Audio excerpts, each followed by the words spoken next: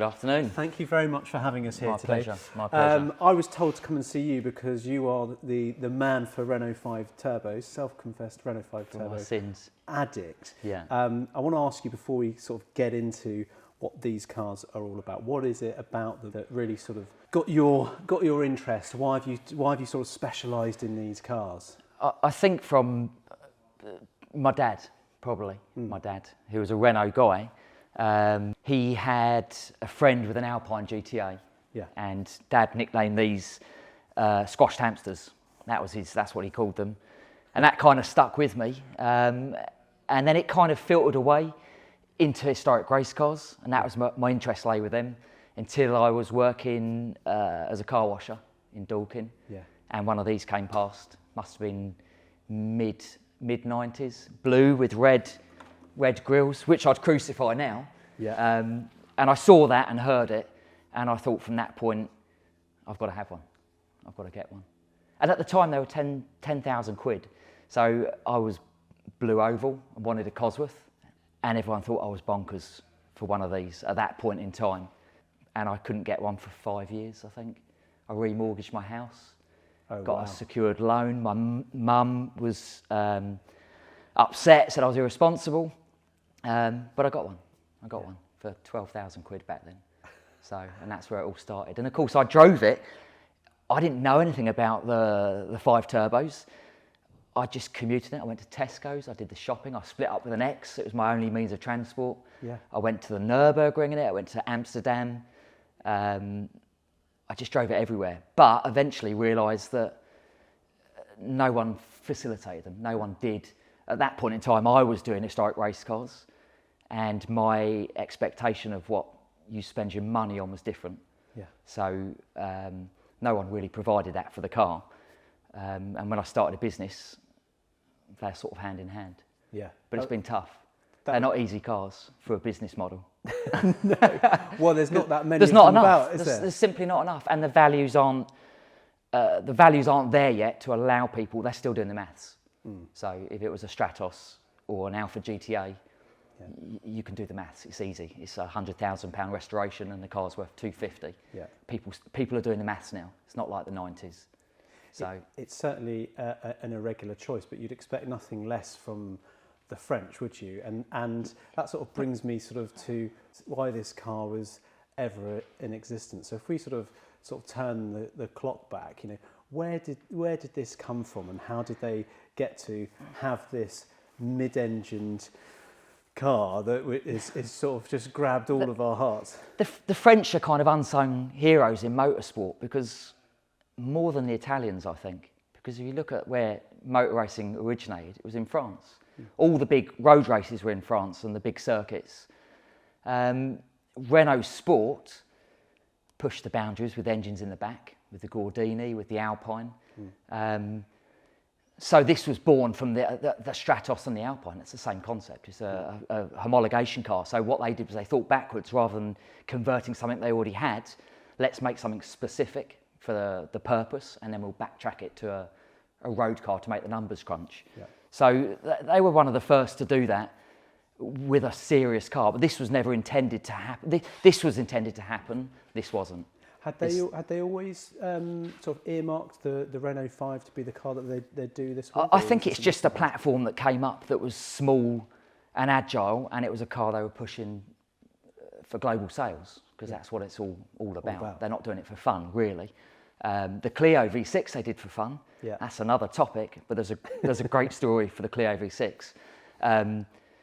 So this was a purpose-built, and they had to use a platform that existed, but they had to figure out what engine to put in, how to get where they made a mistake was in they did Group 4 very well, but as it transitioned to Group B, the wheel size was dictated by the engine capacity, and that's where they fell short. So all the early perusings of V6s and 2-litre engines would have served them better in Group B, but they chose a 1400 because it was light and it was small, but it gave them a problem with wheel size into Group B.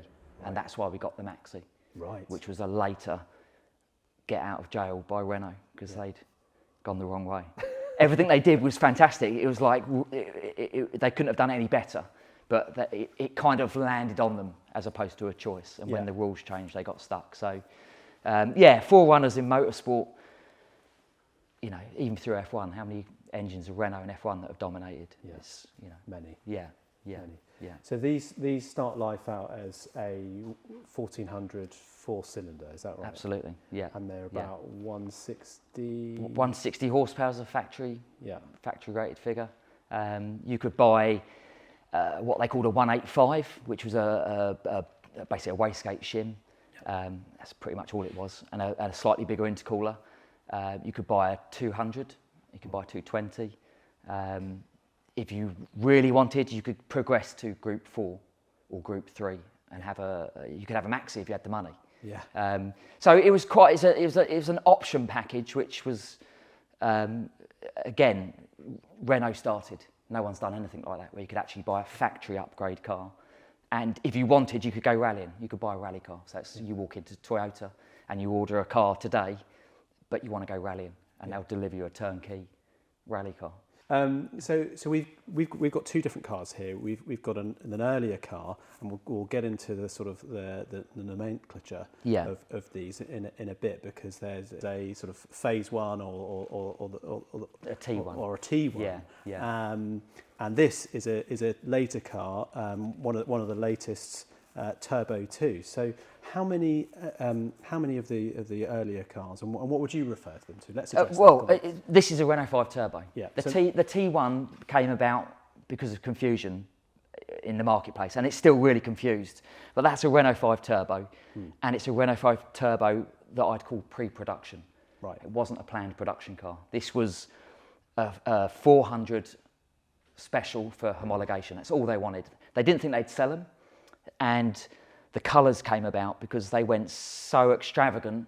They knew they had to sell 400 cars. Yeah. They were worried about it, so they did a grenade red and an Olympic blue with a Bertone interior. Yeah. And they had all the fanfare and all the big launch at the Paris show. And what they didn't expect was to sell cars. So they thought, we'll do a few of these, it'll allow us to go racing, and that'll be it's going to cost us, but we'll take the hit. Fine. And we'll go rallying. But what happened was all the cars sold.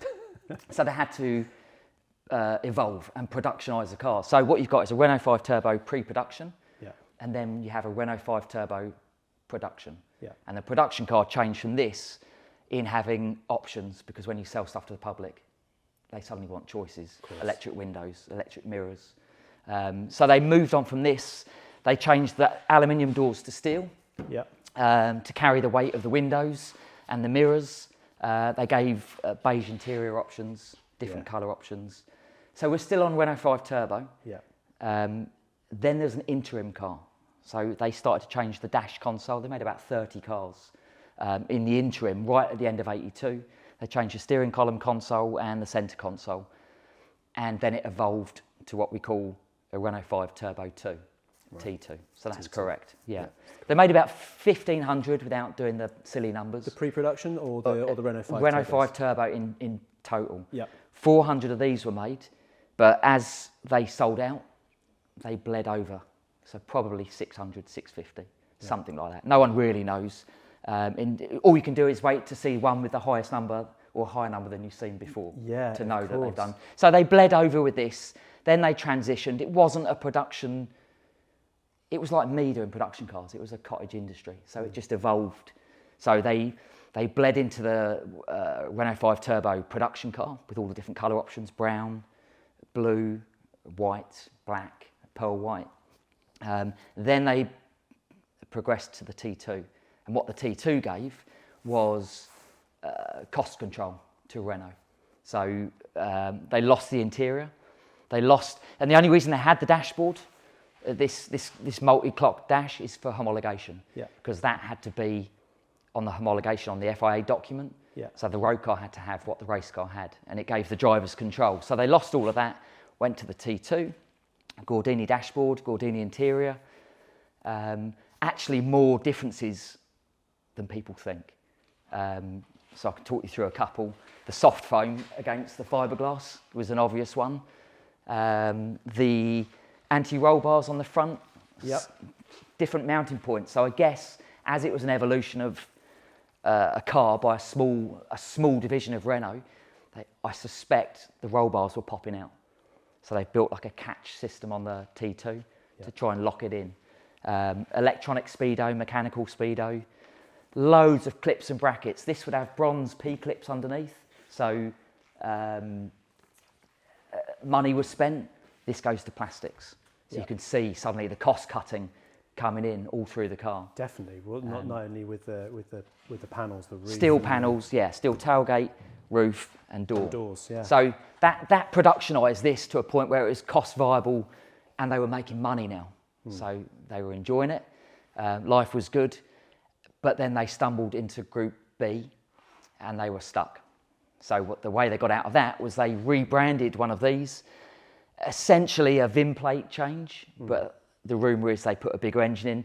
They did, some people say they didn't, but they had to build 200 more road cars. Yeah. So they built what was called an 8221, which was a capacity increase to 1420cc with an aluminium roof. So 8822 was the sort of 8220 project name. Yeah, that's correct. That was the whole field. 8221 was a separate. They couldn't build 200 more cars. No. So they took 200 of these, new VIN plates, a stroker crank. Effectively, that's all the change. There's some wastegate changes and things. Then they had a car that with the equivalency factor in Group B gave them a over 2 litre car. Yeah. Then they could put the big wheels back on. Okay. And race the Peugeots. Was most of the success sort of pre-Group B? I mean, were they early days? Were they competitive? Were they? Yeah, it was. As a tarmac car, it was fantastic. The early day, they were so far ahead of everyone. That's the problem. What Renault did very well was think outside the box and did something fast and reactive and spontaneous.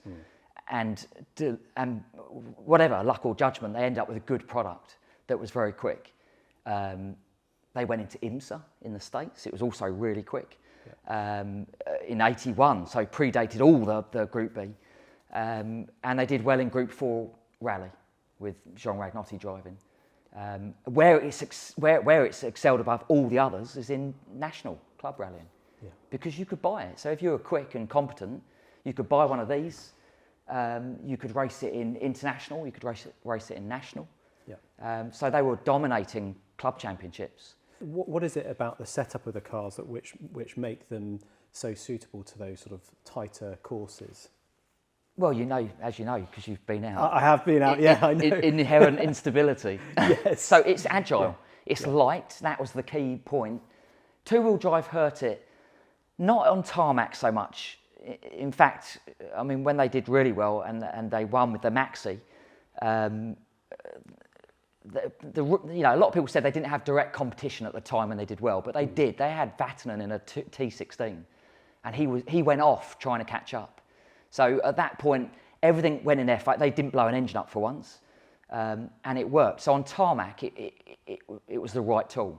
Yeah. But the world was four-wheel drive. Yeah. Well, they were quite happy, weren't they? They were sort of quite a crowd pleaser. Yeah. They've got good. They're not bad. They're 60-40 weight split, but they're on side. They kind of work. It's not as bad as it sounds, and it's probably not much different to a T16 anyway. A T16, you can put your foot down and you've got the front wheels pulling you as well. So you've got an added depth, but they were all tricky things to drive. You know, the T16 had an engine that spun the other way. So when you went over jumps, it put the nose down. You know, so they all had a quirk somewhere. But as a rally car in the early days, it was fantastic, internationally and nationally. As it progressed to Group B and the Power War, it's got a 1400cc engine. So you can't live with the guys at Audi and Lancia with what they were doing and the money they had. Bearing in mind at the time this was really asking for money, Elf were busy giving it all to the F1 programme. So. Did they develop an Evo version of that though to compete with the likes of Audi? Yes, they went from what we call a Cevennes, which then had something called a Super Cevennes engine, which is not an official name as such, but I did chat to Francois Bernard a few years ago, and he's a lovely guy, and he was involved heavily in the project. And when they read the papers about the engine and what you could and couldn't do, and the freedoms on the inlet and the exhaust, it didn't define that.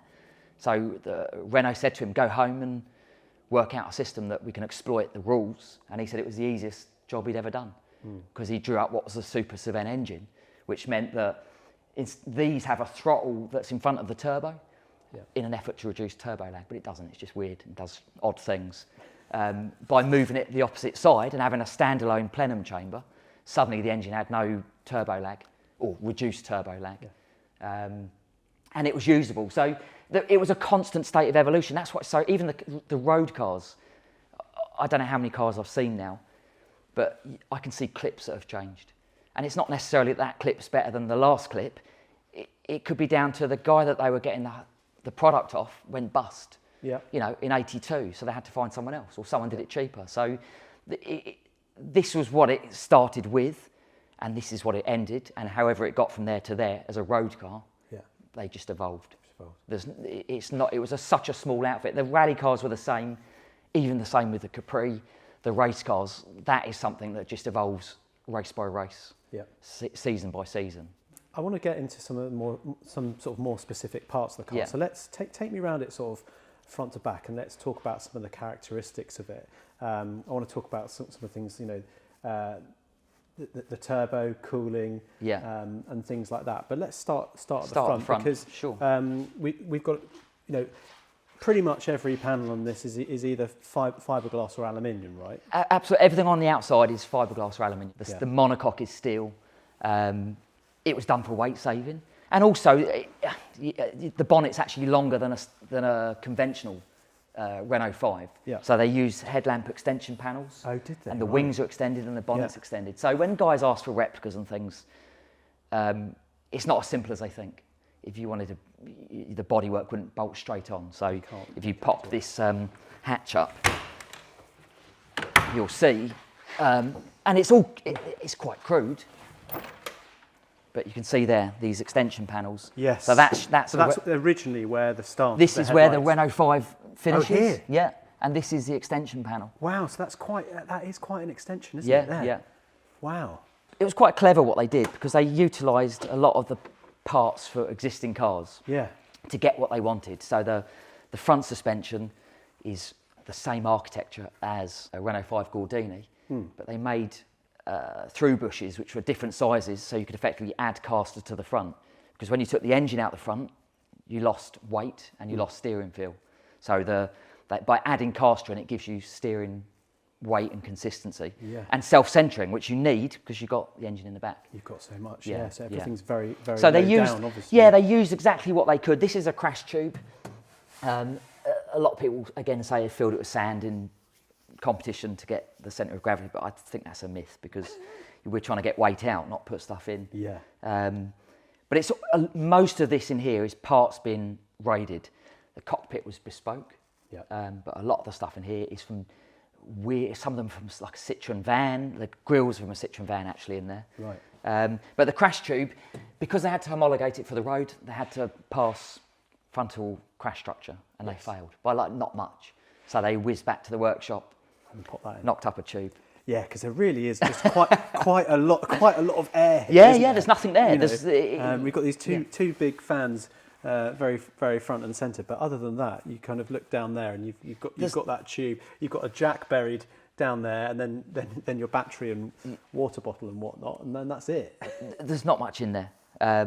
It's not very stiff. That was one of the failings of the competition cars. So because of all this space, so eventually they triangulated it up to a roll cage. They added a double spar in the front.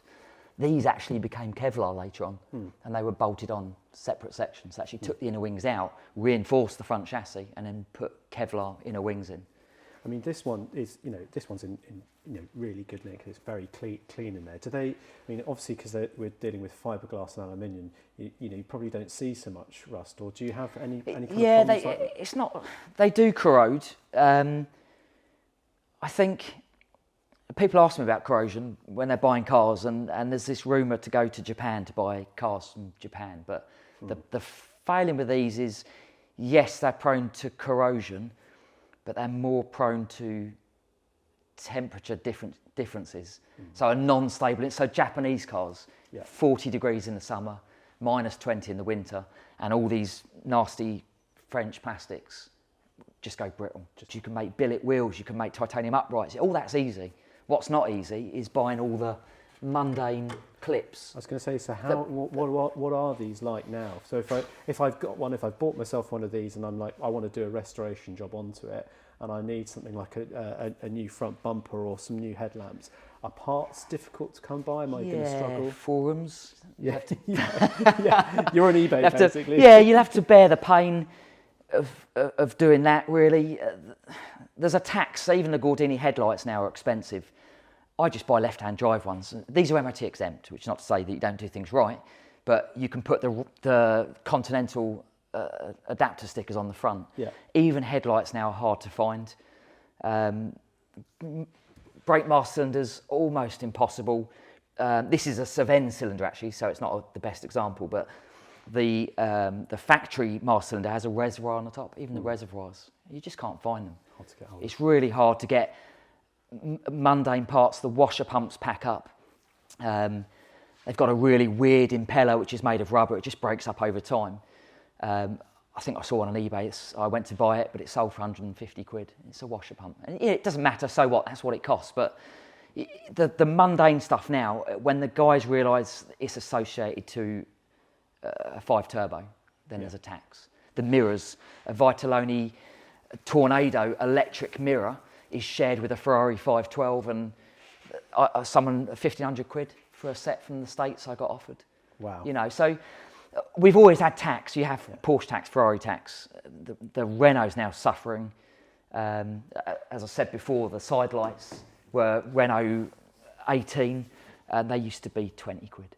Yeah. You know, and now you pay 1,000 quid for a complete new old stock set. Unbelievable. So there's a lot of that's when you're buying the project. So let's say to the guys, hey, don't buy a project, really, unless you have to. And this is a really complex topic because there's a differing clientele. So you've got a new clientele now. You've got the discerning. You've got the trending buyer.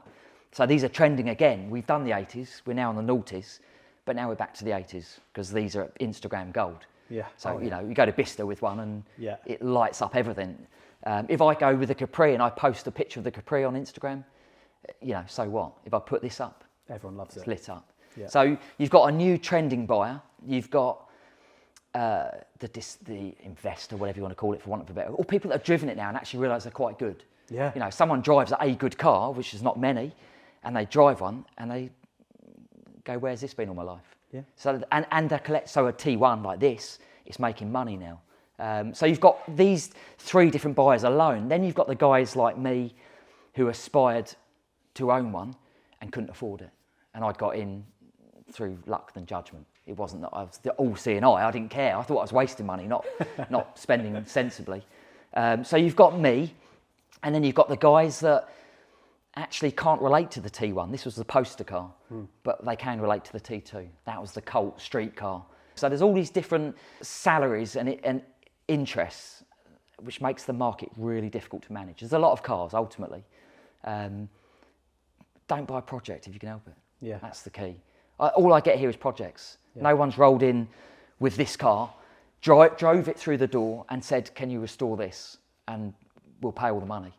The problem is with these, you can't, there's no golden bullet. You can't just do a bit and make the car better. Everything's degraded 40% across the board. What people do with these is they do what I call reactive maintenance.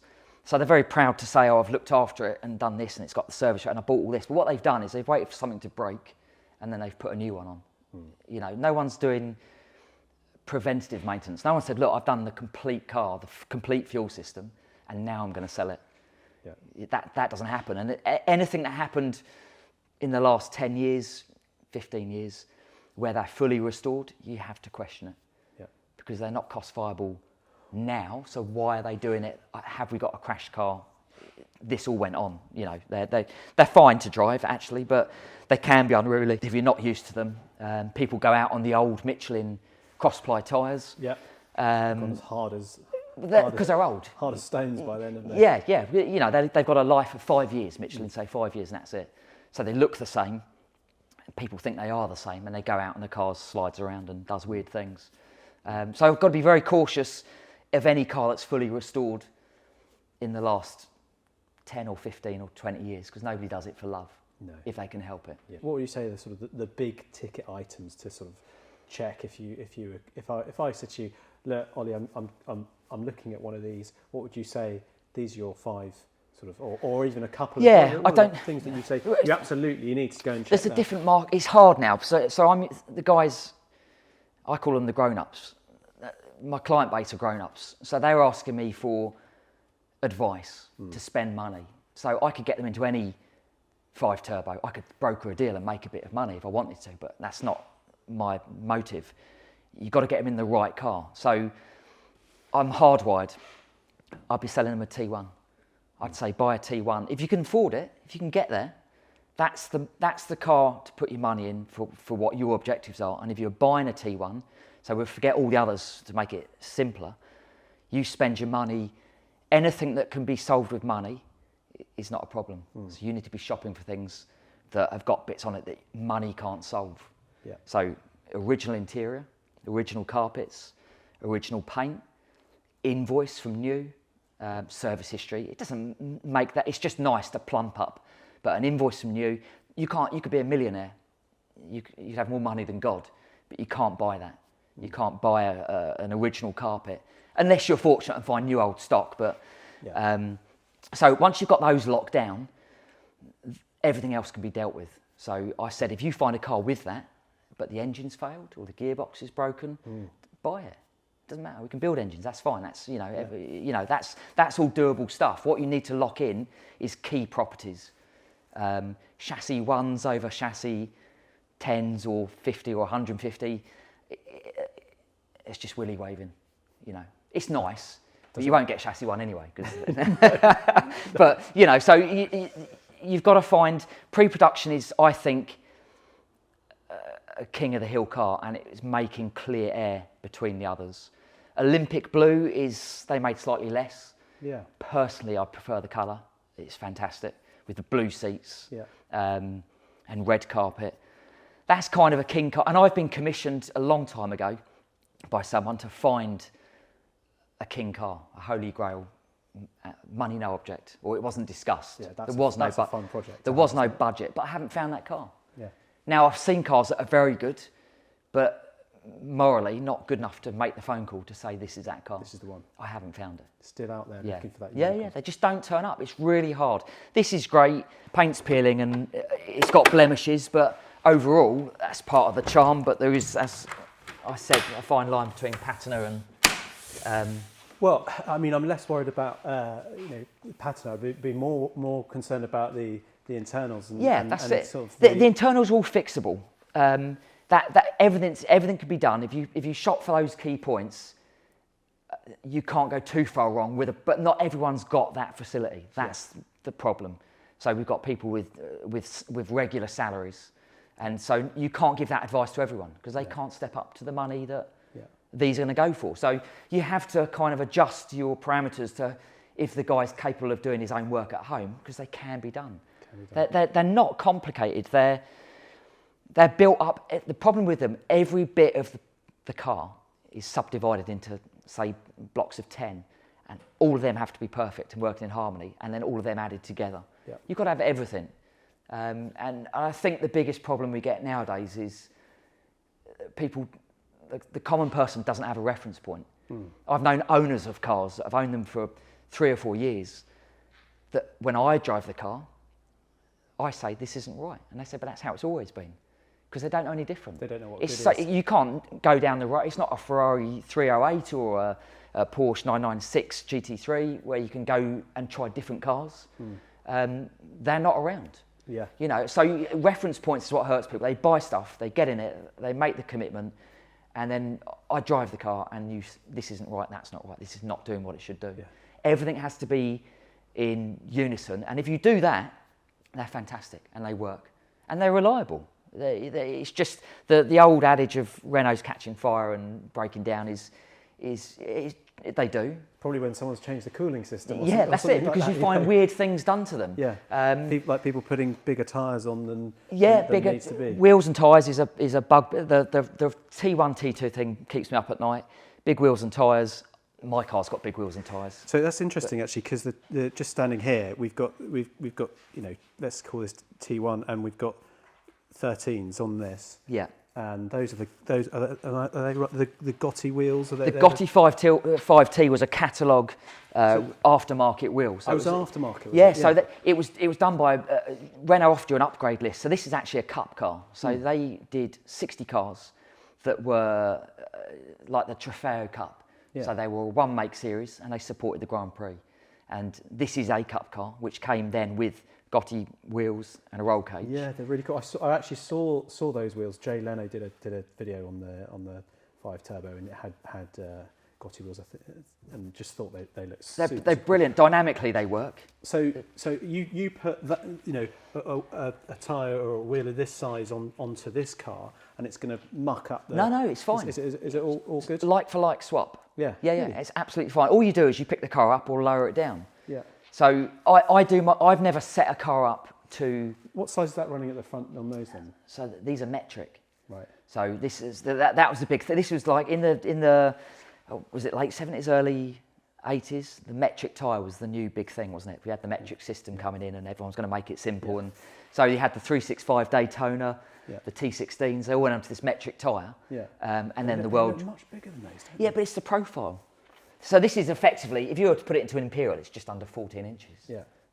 But the tyre profile is much bigger. Yeah.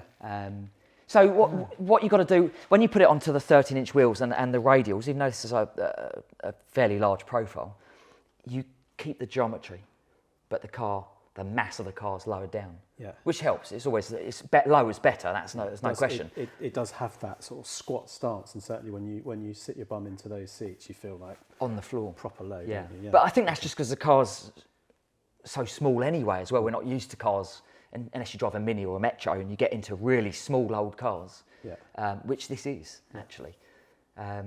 But what people do is they put the big wheels, 15, 16, 17, then they lower the car. And the minute you lower the car, you dial yourself into so many issues. Yeah. So these are on torsion bars. That's how they came out of the factory, which is great. Torsion bars, they used them in F1 in the 90s, and they were compound, so they actually spiraled inside each other. They were fantastic things. But torsion bars are a great way of packaging, but you'll find some of the cars are nose high, and it always looks a bit odd. Right. But it kind of gives the preload to the bar that it needs. So what people do with torsion bars is they lower them to put the nose down on the front of the car, and it effectively softens the bar. So you want that nose up stance in a torsion bar car. Yeah. But I've never set a car up to the manual. I just do every car. I just drive it down the road. We've been out. Those are the roads I go down. And you just if I can do it by feel. Yeah. And you run close to what they should be, and I know where they should be. But each car's different. They're all so different to drive. They all have the same sense and the same feeling, but I don't think I've ever got in two cars that are exactly the same. Yeah, sure. So the tyre thing, cross plies are great. I love them. It's soft, it's squidgy, slides around. They've got loads of feel. They're progressive. You've just got to buy a new set of tyres. Just get new ones. Yeah. 1,200 quid. Right. Yeah. So let's get down the side, because I mean look at these, how the way they're sort of bolted on. Did this actually make any sort of difference in terms of like I couldn't aero? tell you. Is it I really don't think purely designed. Yeah. Kind of, let's bolt that on, and it looks this is flared and Gandini doing a thing. Flamboyance. Yeah. It's so. I mean, they didn't do wind tunnels and this stuff. That's not at that stage. What they did do later, which was really smart, because they were smart cookies. These guys, you know. When they stepped up to the Maxi, they increased this, and at the back. So what the Maxi did is, because in the competition cars, the configuration changed of the engine bay. Yeah. The turbo was at the back, and the fuel metering unit. Yeah. So they had a large one of these on, with what we call a gurney flap, which you use in Formula cars for downforce. Yeah. And it had knacker ducts in here, and then because it was bigger, it needed supports, and the supports that held the wing up were air intake tubes, and they fed a box in the boot lid, and that fed the engine and the turbo. Yeah. So it's brilliant design. I mean, you look at it and it's absolutely fantastic. And that was a proper. So yes, it gave a tiny bit of downforce, I guess, but they picked up low pressure areas, got air into the engine, and that's how they fed the turbo. And in the Tour de Course, the earlier car, they fed it through here. So on that side, I was looking at the back of the car earlier on, and down here you can actually just see that sort of hose sort of poking out just down there. On that side you don't have one, and is that because the cooling was that was for the turbo cooling? Yeah, that's homologated into the bodywork for the turbo intake. Yeah. For the Group 4, for the Super Cevennes engine. So they knew what they were doing. So even though the Super Cevennes came in much later, when they did the prototype car, the prototype chassis had that same configuration. Yeah. So they put these. That was really smart. Whether again, go back to whether it was luck or judgment, they had that in. It was homologated with that. Yeah. So that fed the turbo. In this, it does nothing. It's just styling, and it's blanked off down here. This through flow. So this side down the side of the door, that's actually coming through an oil cooler. Oil cooler. So there's oil cooler this side and there's the intercooler that side. Right. But what this side doubles up doing is this tube that you noted. That is a really smart way of extracting hot air out the engine mechanically. So as the air goes in to cool the oil cooler works on a bypass, so that the air goes past the cooler. It doesn't go through it like you'd expect. It just goes past it. And by the air going past, it draws the hot air inside, sucks out the cooler. It's really bizarre. So when I tried scoops and to ram air in, I even made a big scoop over the oil cooler. It ran hotter. Because what you're then doing is you're forcing air through the oil cooler into the engine bay and it can't get out. Yeah. It's trapped. So it's quite a sophisticated system anyway, wasn't Again, luck or judgment, who knows? But for a simple tube, you can see the cracks here. Yeah. That's where the tube's been missing or fallen out. All right. And they get hot. Or the tube has just been touching the bodywork. Yeah. This is an aluminium tube. But by that simple tube, as air goes through this and comes past the exit, it sucks the hot air and that goes to the heat shield and the turbo. And it's a really, faster you go, better it cools. Better it cools. Yeah. Shall we nudge it forward and then we'll open up the back there and show everyone the... that might take a while. The best bit. Well, I think this is always quite a fun thing to see because... well, I haven't looked at it since... Anyone who's interested in a Renault 5 Turbo would have seen that you've got to have some kind of special tool to... Well, they did their own Allen key, basically, to They did a really quirky tool for this to start with. So they did a tool. Everyone thinks this is an amplifier, but it's a toolbox. But they had this system of lock and tension on only on the pre-production cars. The minute they went to a production car, they went to an Allen key because it's simple. Simple. Yeah. This is a really bizarre way of doing it. And if you want to get in there in a hurry, it's not ideal on a run. I mean, what are they like to work on then? Because I mean, it's not the most easily accessible place. You'd think that'd be an absolute nightmare. Not really. The architecture is really good actually, and because it's a transaxle. The race team, the works guys could take a gearbox out. The rumour was they could change a gearbox in 10 minutes. Wow. Because the back bolts out. So this all comes off. Yeah, they bumper off. This section out. This is on the race cars. This is just a lid. Yeah. Lid off on Zeus fasteners. That's quite good access once you can remove that. And you're straight in and it's out. So it's really not that difficult to do a gearbox swap really, but this system is painful. So you have to bear with me because I've not been in it since. That's right. Probably for a year. It's taken me back to the 90s when everyone had these like crazy sound systems in the back of their car. It kind of looks like that, except that you've got this engine wedged in the back where you'd normally find your kids sat. There we go. It wasn't so bad.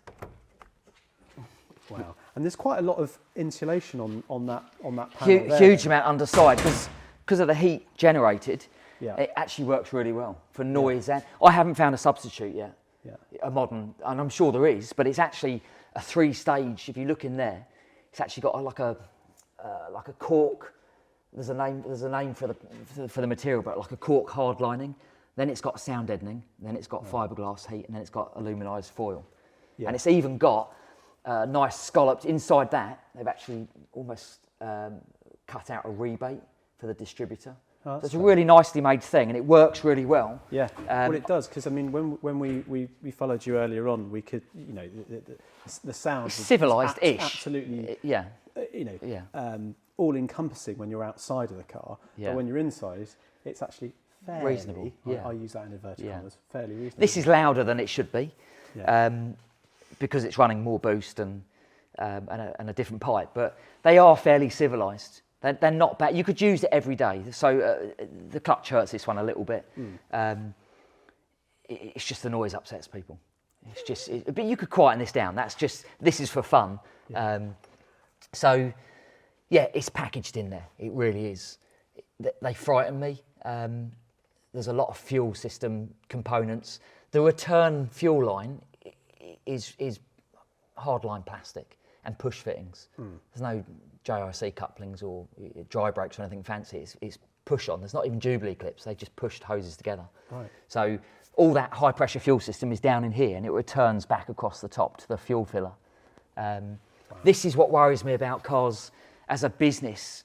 The guys at home do what they like. As a business, you're responsible for this, and the guys that I'm working for, they just want to get in and start it and drive, and it's got to work all the time, and it's got to be safe. So 100%. It's really hard, and you have to do you leave? I have to make a judgment call all the time. I have to look at cars, and it goes back to what I was saying earlier about choosing cars to buy. The best indication you can have with a car is if it's got the original interior. And it's in good order. That normally means it's not sun damaged or been exposed to lots of heat and lots of use and lots of UV light. And look at the perishables, so rubber, hoses and plastics, because they're the first things to bear the brunt. And if you've got perished bushes on the rear wishbones, which most of them have, and you've got perished fuel lines, you can grab them up here and you can squeeze them and you can see hairline cracks. Yeah. You know if that's the car you're looking at that you're buying, and the guy says it runs and it drives and it's fine and he uses it, you've got to change all that stuff. I've got to change all that stuff. Yes. Because it's on my head. Yeah, and it keeps me up at night. It's not a nice feeling when you do these cars, because this has gone away for a year. No. And I don't get to look at it and mother it. No, yeah, so. I mean, and look, you've got a responsibility when you're a custodian of these sorts of vehicles, because they're so significant and so few now. You've got a responsibility to make sure that those lines are changed and up to date, because whilst it's insurable, if it goes, you're not replacing it. And it's a serious thing. You're sitting on the fuel tanks. There's 100 litres of fuel in these. And I've even had problems now. This is where we are with day-to-day dilemmas of what I have, which is many. But when you sit on they got plastic tanks, preformed fuel tanks. Yeah. They distort over time with heat and age, and they get soft. When you sit on the seat, and the seat's sitting on top of the fuel tank, and the seat goes baggy and compresses, pushes the fuel tank down. These have a lift pump inside, and the lift pump, the bag, the filter, sits 10 mil above the base of the tank. Right. If you compress that, if you put an amp draw tester on the fuel pump, and you get someone to sit on the seat, that amp draw goes through the roof on the pump, because it compresses it onto the bottom. When the amp draw goes up, it melts the motor. So if it's melting the motor in the fuel tank, then you're creating an incendiary bomb, And that's the sort of stuff that plagues me, And this is old plastic, so you can't buy the plastic tanks, So when you get a car, I'll take the car apart, and we had a car with a set of plastic tanks, and they would, you could flex them by hand. They were just so soft and distorted, you couldn't even screw the tank cap in properly. So those sorts of things are really hard to get out of, because you can't buy replacement tanks.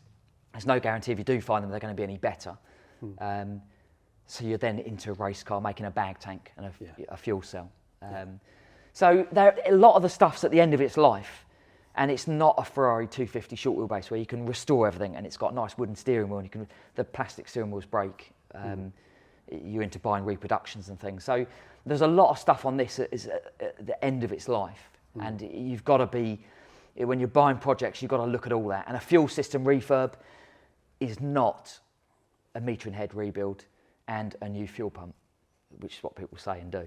It's all the return lines, the lift pumps, the accumulator valve, the meter and head, the airflow sensor.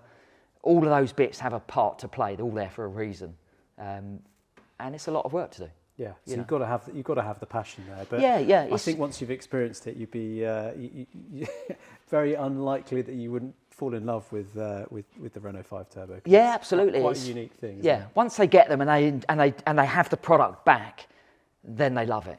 this work is pounded around today and done video stuff, which is always a chore. You know, it's always painful in old cars because they go wrong, but it's done well. Well, I was just going to say, well, thank you very much for taking us around this example. Thanks for the time, and let's pop that panel on and then get the car out on the road. Yeah. Show people what it looks like when it's rolling, and more to the point, the sound that it makes, because it is quite something to behold.